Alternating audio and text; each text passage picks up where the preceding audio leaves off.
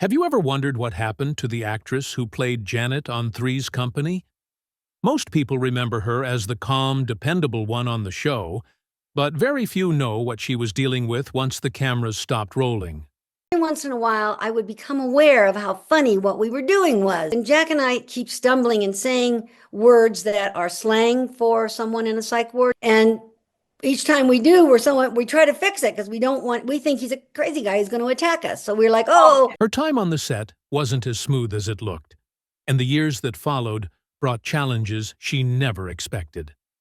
She faced isolation, career setbacks, and emotional moments that stayed with her long after the show ended. Keep watching as we uncover the sad story of Joyce DeWitt from Three's Company. But years later, I did find out there was some going on. One of the most iconic sitcoms that comes to mind is the hit show Three's Company. Oh, I could kiss every interview. All right, you guys, knock it off. In early 1976, Fred Silverman had just taken over as head of programming at ABC. He wanted a bold project to shake up the network. While searching for new ideas, he came across a British sitcom called Man About the House. Its concept was simple but shocking for American TV. Two single women living with a single man. All three major networks had already rejected it, calling it too risky. But Silverman couldn't let it go. He had been interested in it back when he was at CBS, and now he finally had the authority to make something happen. He reached out to producers Don Taffner and Ted Bergman and asked them to create an American version. He wanted something fresh that pushed boundaries, the same way All in the Family had done with topics like race and politics. Against expectations, the project was approved. At first, the series almost became something entirely different. The first writer hired, Peter Stone, was a respected Broadway figure. He set the story in New York and made the main male character a chef at a fancy French restaurant. His two female roommates were a secretary and a fashion model. The entire setup felt too glamorous and not relatable enough. When Silverman read the script, he knew it wouldn't work. It didn't feel like something the average American viewer could connect with. Stone's version was dropped before filming even began. That early setback showed how difficult it would be to turn a British idea into something that felt natural for American audiences. They needed a setting and characters that felt grounded, something that fit a place like Santa Monica. That was when Larry Gelbart, known for creating MASH, stepped in. He didn't love the idea at first. He felt it was too light and didn't have much depth. Still, as a favor to Silverman, he agreed to help. Working with his son-in-law, Gary Marowitz, he helped build the next version of the show. Marowitz was the one who came up with the title Three's Company. In their version, the male lead was named David Bell, a hopeful filmmaker who could cook. He lived with Jenny, who worked at the DMV, and Samantha, an actress trying to get her big break. Their apartment was inside a building called the Hacienda Palms in North Hollywood. Gelbart didn't stay with the project long, but his work helped guide the tone. His version made the concept feel more familiar and believable for American viewers, while keeping the playful edge. The day before filming was supposed to begin, ABC faced a major problem. They had tried 3 different pilots, and none of the actresses tested for Chrissy Snow felt right. Time was running short. ABC's entertainment president, Fred Silverman, was under pressure. He sat down with a stack of audition tapes and began skimming through them, not expecting to find much. Then a clip caught his attention. It was Suzanne Summers. He remembered seeing her once on The Tonight Show. He stopped the tape, went back, and watched again. He couldn't figure out why she hadn't been chosen. When he asked for an explanation, no one had a good answer. Without hesitation, he brought her in immediately. The next morning, she was on set. With that decision, Chrissy Snow came to life. and Suzanne Summers soon became one of the most recognizable stars on television, helping keep the show running for 8 seasons and more than 170 episodes.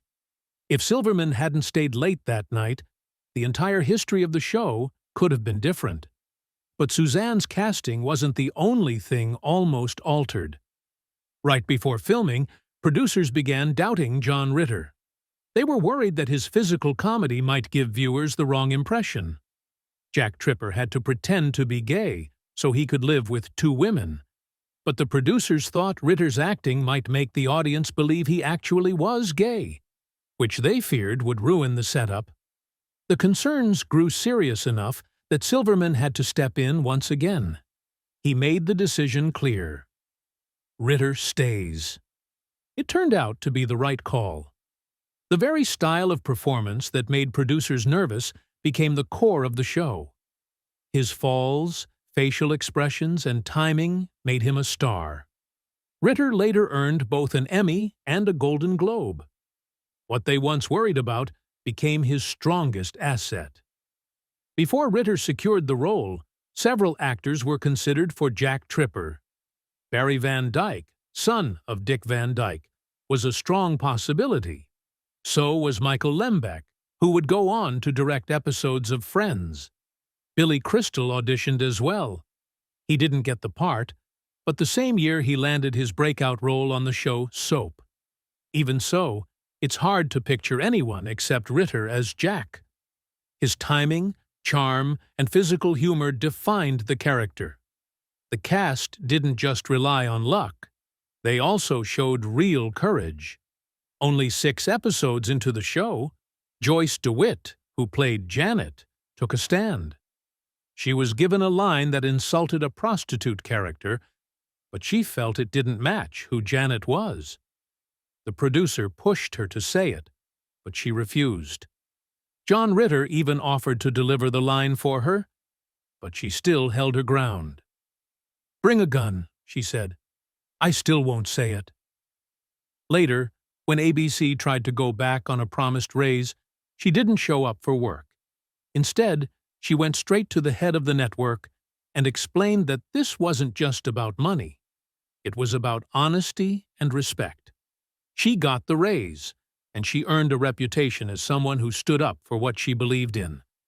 The network also showed that kind of determination at times. When they wanted Audrey Lindley to play Mrs. Roper, they learned she was committed to a stage play in Los Angeles. Most networks would have simply moved on to someone else. ABC didn't.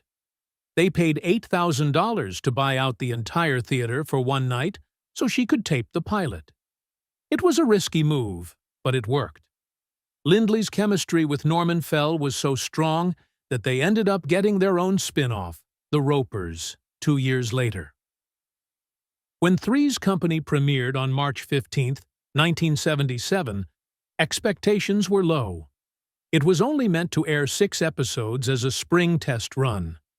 Executives didn't think it would last, but viewers disagreed. The unusual setup, a man pretending to be gay so he could share an apartment with 2 women, grabbed people's attention. The cast connected instantly, and the humor clicked right away. The first episode, titled A Man About the House, surprised everyone by ranking 28th for the week. And that was only the start. With each new episode, more people tuned in. By the time the 6th episode aired on April 21st, the show had become a major hit. It reached an average rating of 23.1, placing it 11th for the entire 1976 to 1977 season. This kind of success was extremely rare for a mid-season replacement. ABC didn't wait. They renewed the show immediately, knowing they had something big. When the show came back in the fall, ABC placed it in a strong Tuesday night lineup right after Happy Days and Laverne and Shirley. That scheduling choice worked perfectly. Viewers kept tuning in, and the ratings climbed even higher. During the 1977-78 season, the show reached the number 3 spot in the entire country. Almost 1 out of every 3 TV households was watching Three's Company. The streak continued the next year, when it rose to number 2 with a huge 30.3 rating. That success carried on into the season after that, keeping the show near the very top. But not everyone enjoyed what they were seeing. The show's suggestive jokes upset certain conservative groups. The PTA rated it poorly, and the National Federation for Decency went even further by starting a campaign urging companies to stop advertising during the show. Some sponsors actually pulled out, but ABC didn't give in.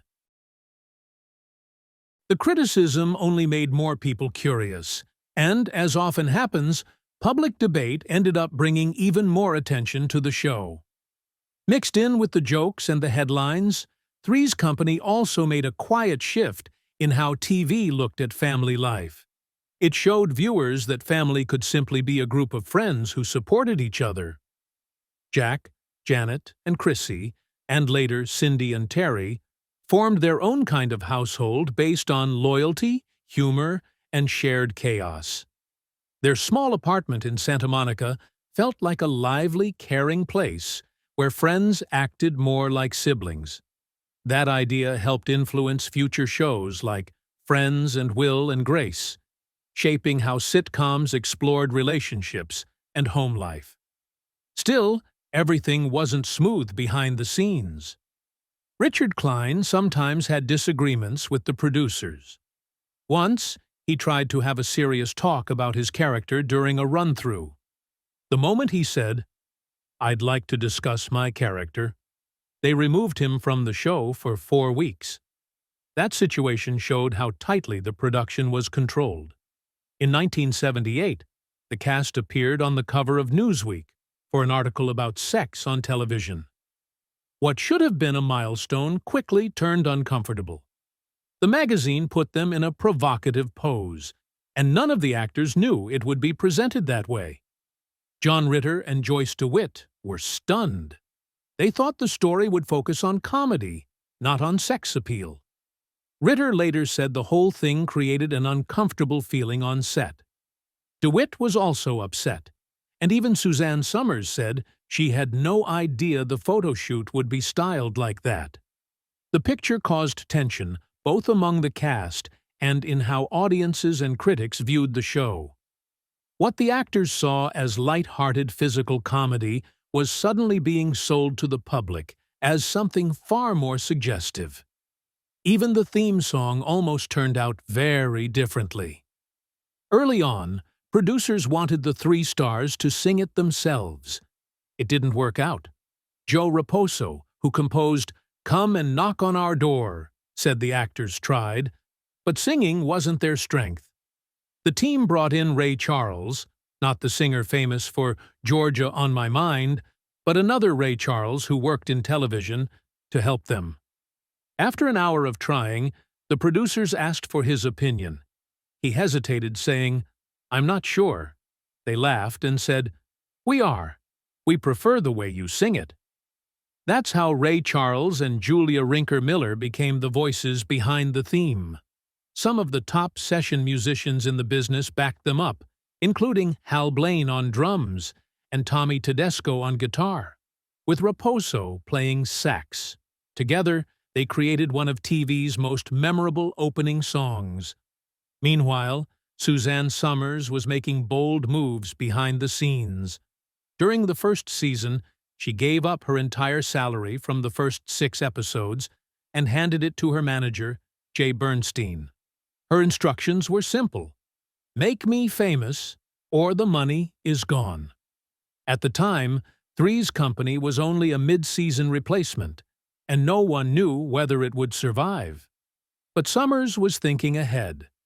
Bernstein had helped Farrah Fawcett become a household name, and Summers wanted a similar path. Within a year, she was featured on 55 magazine covers. Her image was everywhere. Bernstein later said he didn't think she was especially beautiful or talented at first, but he saw determination in her. He said, "I hadn't seen that kind of drive since Sammy Davis Jr." Summers took a major risk on herself, and it paid off.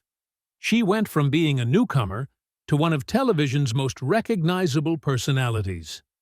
By the late 1970s, Three's Company was one of the most popular shows on television. But while audiences enjoyed the on-screen comedy, something unfair was happening financially behind the scenes. John Ritter, the main star, earned $150,000 per episode. Suzanne Summers, who played Chrissy Snow and was one of the biggest draws on the show, made only $30,000. Joyce DeWitt earned the same amount. Suzanne attracted a large female audience aged 18 to 49, which was the group advertisers valued most. Despite that, she was earning just 1/5 of Ritter's salary. When she first joined the show, Suzanne was grateful simply to be working. As a single mother struggling to support her son, the job felt like a lifeline. Her starting pay of $3,500 a week felt huge to her at the time. As the show grew, her salary increased to $30,000 per episode. Even then, she couldn't ignore the fact that male stars like Alan Alda from MASH and Carol O'Connor from All in the Family were earning six-figure salaries every week. The difference was enormous, and it was impossible to overlook. By 1980, Three's Company was entering its 5th season, and that was when Suzanne Summers decided to speak up. She wanted equal pay. She wasn't asking for more than John Ritter, only the same amount, $150,000 per episode and 10% of the profits. Before negotiations started, she told her co-stars what she planned to do. She said, "If you back me up, we'll all get it. I'll take the heat." Her husband, Alan Hamill, who had experience in television, handled the negotiations for her. He warned her things might not go the way she hoped. Suzanne believed the network wouldn't dare remove Chrissy from the show. She misjudged the situation. ABC didn't just deny her request. They shut her down right away. They asked her, "Who do you think you are?" and told her that John Ritter was the star.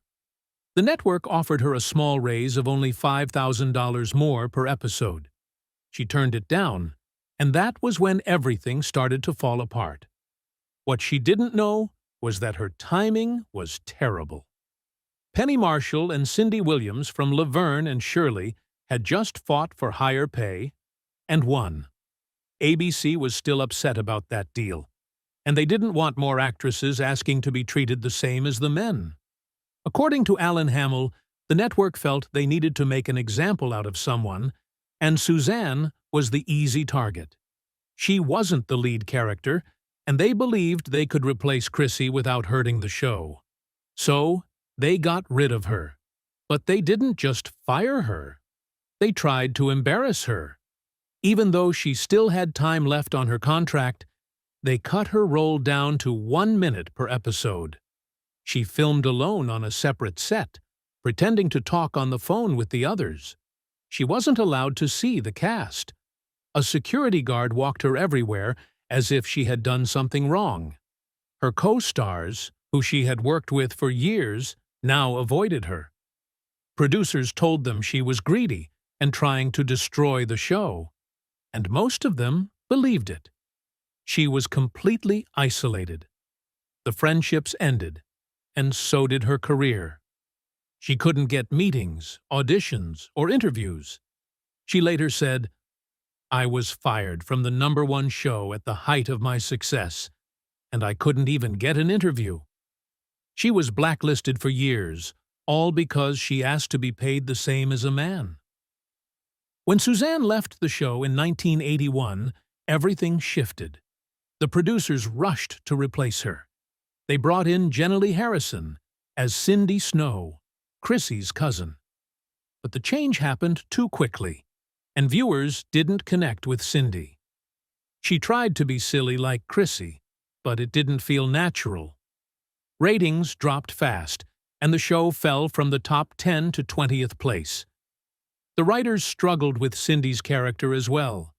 They didn't know how to write for her, so she often faded into the background. Within months, the producers knew they needed someone new. That led to fresh auditions. One of the people who auditioned was Heather Locklear. She was nervous and didn't want sweat marks to show, so she placed tissues under her arms. During her reading, one of the tissues slipped out and fell. The room burst into laughter. She kept going, but remembered that moment for years. She didn't get the role, but soon went on to fame in Dynasty and Melrose Place. Eventually, the producers cast Priscilla Barnes as Terry Alden, a nurse who was confident and steady. But the environment behind the scenes was tense. Producers wanted full control. They asked her to change her hair color. They made her weigh in every week. They chose outfits she didn't feel comfortable in. Barnes later said her 3 years on the show felt like misery, but she stayed until the final season in 1984. Meanwhile, the writers kept trying to recover the humor the show lost when Chrissy left. Chrissy had carried a lot of the comedy with her silly lines and timing.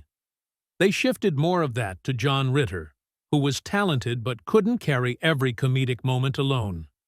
So they leaned heavily on Don Knotts, who played Mr. Furley. His reactions and misunderstandings became central to the show's stories.